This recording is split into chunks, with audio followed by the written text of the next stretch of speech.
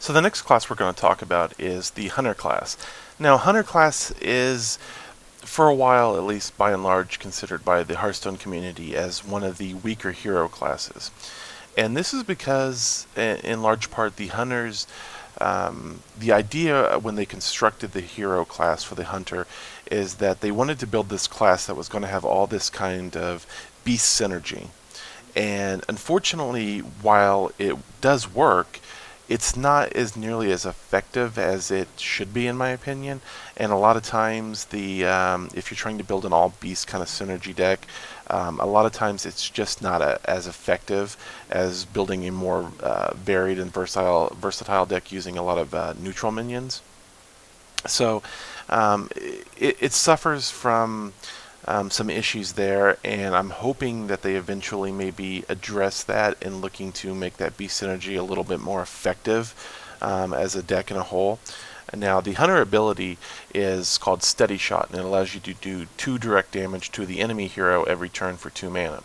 Now, it's considered one of the lesser of the hero abilities because it's not very versatile. It's basically, boom, 2 damage to the enemy hero, and that's it. You can't put it on a minion, you can't do much of anything else with it. It's just what it is. So it lacks that versatility of being able to hit another minion to remove it, like a mage can, for example. Some have even argued it's even worse than the warrior ability, which is gain 2 armor instead of taking 2 damage. So I'm kind of on the fence about it. It actually works well in rush hunter decks where you're just pounding the enemy hero turn after turn and you're just chipping away at his health over and over again, and it can be effective in those kinds of decks. Now, hunter decks are one of the hero classes that can use secrets. Now, by and large, secrets are, for the most part, considered not that great in Hearthstone. And the reason being is that they're very easy for experienced players to suss out what they're going to be. Now, certain class, I would say their secrets are maybe a little better than others. Hunter class, I think their secrets are a marginally better than some of the other hero classes. For example, Explosive Trap. When your hero is attacked, you deal 2 damage across the board to all enemies. Now, this is great if your opponent has a lot of small minions on the board. If they trigger Explosive Trap, they can basically wipe out their minion board. Something like Freezing Trap you don't really see too often. When this one triggers, the minion that is attacking you gets returned to the owner's hand, and it costs 2 more to play. Another secret is Misdirection. And when a character attacks your hero instead, and when they say character, they mean a minion or the enemy hero. When he is attacked, that attack will instead attack another random character. Now, this one is very because the fact that that attack you have no control of where it's going to go. It could hit one of your minions, it can hit one of their minions, their minion can hit their hero. It's very kind of just scattershot. You really don't know what the effect of it's going to be. I have seen a couple hunters pull off good misdirections where they're getting ready to lose the game and the enemy has like an 8/8 on the board, and they throw down a misdirection, and without thinking, the opposing player rams that 8/8 into them, thinking they're going to finish the game, and instead they smack themselves in the face with it. So I have seen a couple fun things like that done with it, but most of the time misdirection is very unreliable as far as the results you're going to get from it.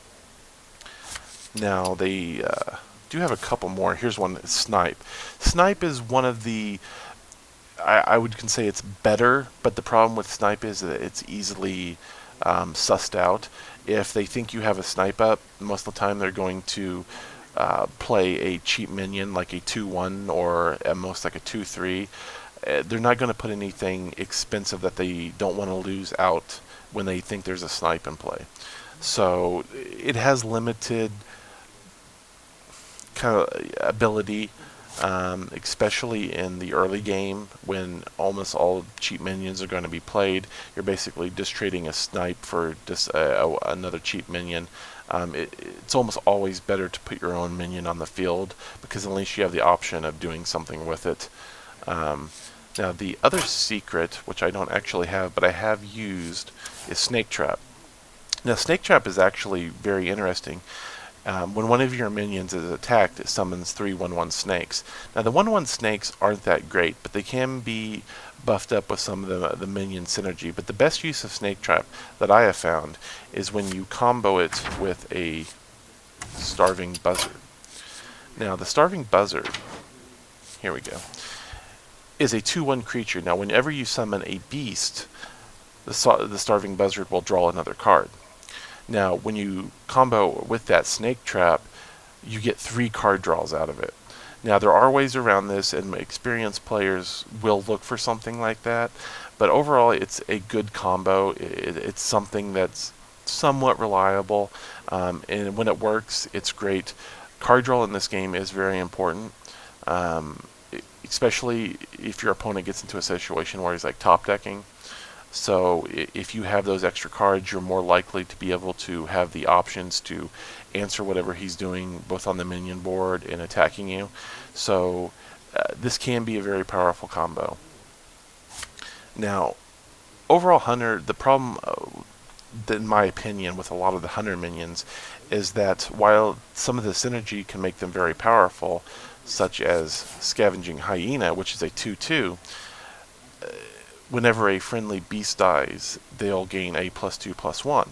Now, that can be, and I have seen Scavenging Hyenas get to ridiculous stats, especially if you play them in the right kind of situations, where you play them and then sacrifice a bunch of maybe cheap minions, like those 1/1 snakes, to boost up his stats. The problem with Scavenging Hyenas and stuff like Starving Buzzard is that because their initial stats are very low, they're very easily removed, and players will almost always, especially more experienced players, look to remove those cards that could get out of hand before they get out of hand. If somebody plays a Scavenging Buzzard, you can be almost guaranteed that I'm going to be looking to remove that the next turn, because I don't want him getting that card draw. If I play a Scavenging Hyena, I'm going to be looking to remove that card the next turn, because again, I don't want to give him the opportunity to make that card something that's much harder to deal with. Now, the Hunter class does have some very cool cards, such as the Animal Companion. Now, the Animal Companion summons one of 3 creatures. It can either summon a 2/4 Leok, which gives a buff to all your other creatures, or it can summon a 4/4 with Taunt, which is a bear, or it can summon a 4/2 Boar with Charge. Again, it's a little bit of kind of like the versatility that you might see with a Hunter or with a Druid deck, except you're not getting the specific option to pick what you want. It's basically, okay, throw down this card and hope that you get the one of the 3 that you actually like. Thankfully, though, that all 3 are actually pretty decent. It's just usually when you're playing Animal Companion, you're typically hoping for a specific one, and sometimes you don't get that. So it's a little tricky sometimes. Now, the Hunters have seen a recent buff lately with Unleash the Hounds, and they have reduced the cost of Unleash the Hounds. Now, there used to be a 1-turn kill Hunter deck that basically they would hold their cards for most of the game, and then around turn 7, turn 8-ish, they would play them all out, Unleash the Hounds, which would give them all a buff and charge, and then they would hit you all at once with all these beast cards, and most of the time, if they did it correctly, would kill you in 1 turn. And they effectively basically neutralize that by changing what Unleash the Hounds does. Now Unleash the Hounds gives you a 1/1 Hound with charge for each enemy minion on the board. Now, there are some cool things you can do with this. One of my favorite things is if the enemy is running a lot of cheap aggro minions, really starting to overwhelm you, you can throw out something like Unleash the Hounds and then couple that with like a Timberwolf, which will give those hounds then a +1 attack. So then you have 3 or 4 of these wolves with charge, and they're now 2/1s. So you can pop out and take out a lot of those cheap minions that may have on the board. And if you have the mana for it, which is reasonable, because this whole combo would take maybe 5 5 mana total, you could throw down something like a Scavenging Hyena as well, and then when you trade those 2/1 dogs with charge for his minions, each one of those is going to boost the Scavenging Hyena up. Now, as far as the removal cards for the Hunter, they have some removal, although it typically is more indirect. And what I mean by that is you take example something like Deadly Shot. Now, for 3 mana, it just completely destroys an enemy minion. Unfortunately, it's a random enemy minion, so you have no direct control over what that's going to destroy. Now, if they have an 8/8 on the board and that's it, well, then that's fantastic because you know you're going to hit that 8/8. But if they have an 8/8 on the board with a couple cheap minions, well, then your odds of hitting that minion that you actually want to take out have been dramatically decreased. So, they also have Arcane Shot, which does 2 damage. This can be either used against the enemy hero or to remove a minion. Hunter's Mark, which changes a minion's health to 1. This is basically kind of the Hunter version of Humility, except it's 0 cost. This can be effective in removing a big minion with a cheap minion. You can throw down the Hunter's Mark, put its health to 1, and just run anything of low value into it. Tracking is a card that I'm not a big fan of, although a lot of the Hunters do run it. And it's look at the top 3 cards of your deck, draw 1, and discard the others. Now, if you're running a very specific kind of maybe aggro deck or the old 1-turn kill decks, this was very popular because you're digging for the cards that you need to pull off those specific combos. The reason why I don't like it is you're discarding 2 cards. And I've been in too many situations where the game goes long and you start top decking and those 2 cards may end up costing you the game. I would say only look to carry tracking as if you're running a very specific deck where you're trying to pull off specific combos and you need to dig and get those certain cards to pull off those combos. Let's see what else we have here that we should talk about. Multi-Shot. Okay, Multi-Shot deals 3 damage to random enemy minions. Again, it's that random effect. Now, if they have like a 4/2 on the board and a 2/3, well, you know what it's going to hit. It's going to hit both of those and it's going to remove both of those. But again, it's that kind of scatter shot removal system where you don't really know, you don't have the control over what exactly it's going to hit. Sometimes you'll get lucky in certain situations where they only have 2 minions on the board. You know what it's going to do, but if they have more than that, you can't guarantee that it's going to hit what you want it to hit. Now, one that's more you have more control over what it's going to do is Kill Command. Now, Kill Command is interesting because on its face it does 3 damage. And that's fine, and sometimes you will actually just use it as that 3 damage card. But if you have a beast on the field, it will do 5 damage instead. Kill commands are one of the cards that's being ran in one of the higher end tier constructed decks right now. And those decks are basically just everything goes to the hero's face, including the kill commands. And it's basically just a rush down deck. That's really the only Hunter deck that I know of in constructed right now that is doing very well, and that's mostly because a lot of people haven't adjusted to it yet. It's fairly new. So let's see, Houndmaster. Houndmaster is a very solid 4-cost card. It is a 4/3 that gives a friendly beast +2/+2 in taunt. There's not much I can say about it other than it's a very solid card. It's one of the better cards in the Hunter decks when you're running a lot of beast and trying to get that beast synergy. Tundra Rhino's kind of an interesting card. It's a 5-cost 2/5 that has charge and gives your other beast charge. Now, a lot of common, I should say, mistake is that I see a lot of people with Tundra Rhino is they play Tundra Rhino and then they forget that the Tundra Rhino, being a beast, gives itself charge. I've seen so many people play a Tundra Rhino and then not actually use it the turn that they played it. So if you actually do carry those, remember, it's a beast and it gives itself charge. So as soon as you play it, you can actually charge with it. Now, the class legendary for Hunter is, I would consider it average. It's not one of the better legendaries. It's very interesting, though. It's a 9 cost 8/8 with charge. Now, most of the time that I've seen King Crush actually be beneficial is to use it as a finisher.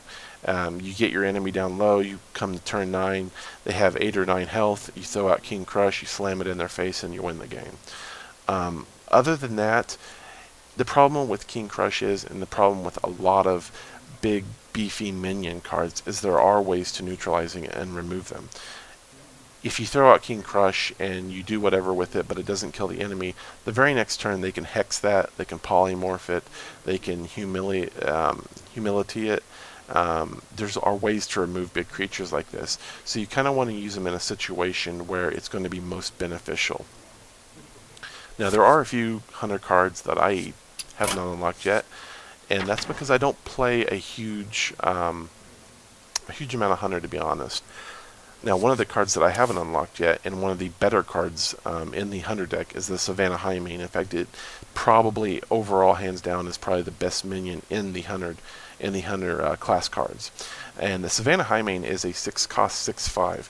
Now, it's very big, it's very beefy, it could do a lot of damage. But the cool thing with the Savannah Highmane is when it dies, it summons 2 more 2/2 hyenas. And you can carry 2 of these in your deck, and it's a very solid minion card. If you're building a synergy deck with Beast and you're not trying to pull some kind of a gimmicky thing off, then I would almost always include 2 of these cards. It's just a big beefy creature with a terrific death rattle. Now, the other thing to keep in mind with Hunters is that they can use weapons. And they have 2 options with the Eagle Horn Bow and the Gladiator's Longbow. Now, the Eagle Horn Bow actually has an interesting little side effect to it when you use it. Whenever a secret is revealed, you gain 1 durability on it. So there is some possibility of comboing this in with secrets and getting that extra durability for extra uses of it. Now, keep in mind, whenever a secret is revealed, it doesn't have to be your secret. It can be the enemy's secret as well. So if you're playing a mage and he's running secrets and you use the Eagle Horn Bow, even when his secrets are triggered, you're going to gain that extra durability on your weapon. And the other weapon here is the Gladiator's Longbow. And the Gladiator's Longbow is interesting because it makes your hero immune while you're attacking something. So it has that 5/2. It's basically an Arcanite Reaper that's more expensive, but you're paying that extra 2 mana premium to get that immune ability when you're using it. So you can take out a 5 health creature with this and take no damage in the process. It's a solid weapon. I wouldn't necessarily carry more than 1 in my deck just because it is so expensive. Oddly enough, you don't tend to see a lot of these being ran. I'm not sure why. I think it's a fairly solid card. It's not one of the best weapons in the game, but it's a pretty good one. So let's see if there's anything else we should cover here. Explosive Shot, again, it's one of your removal cards. It's probably overall the best option for AoE removal for the Hunter. What it does is it deals 5 damage to a minion and 2 damage to adjacent ones. So, you know, after the first few turns, if they have a couple cheap minions out and then they throw out something like a Chillwind Yeti, you can Explosive Shot that, kill the Yeti and the cheap minions with it, wipe their board. It's a very powerful card. I would carry at least 1 in your deck. Most Hunters that I've come across on the higher levels usually have 1 or 2, unless, again, they're running a very specific gimmicky deck. If you're just looking to build an overall balanced Hunter deck, it's definitely a card I would put in there. Trying to think of anything else we should really cover with the Hunters. I think for the most part, that's the basic gist of the Hunters. Like I said, it's about beast synergy. It's about using your beast and comboing them with other cards to improve those, sacrificing beast to boost other cards, things of that nature. My only tip would be is if you're looking to build a hunter deck, don't focus solely on hunter beast cards. Use some of the better neutral cards out there. The deck will be much more effective, and that's just because overall the hunter synergy with the beast isn't where I believe it needs to be as effective as some of the other hero class decks out there. So it's a cool gimmick, and I hope they actually improve on it and make that synergy better. But until then, don't focus solely on that. Look at some of the better neutral minions, incorporate them into the deck too, and add some of those hunter cards that are very cool, that add a lot of utility to the deck. And by all means, look at stuff like Unleash the Hounds now. It's actually a pretty solid card, especially when you combo it with something that is cheap that will boost those hounds that you create. So overall, that's the Hunter deck in a nutshell. As I said earlier, right now it's considered one of the lesser heroes in the game, even though currently, in this last, I'd say, week or two of the current meta, there are very fast aggro hunter decks making their ways through the top ranks of constructed.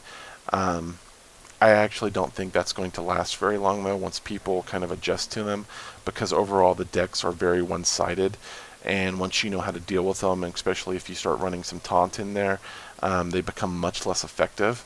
So, you know, they're fun. They can be a very fun class. Like I said, when you do pull off some of that beast synergy with like the starving buzzards and the snake traps, it can be a lot of fun.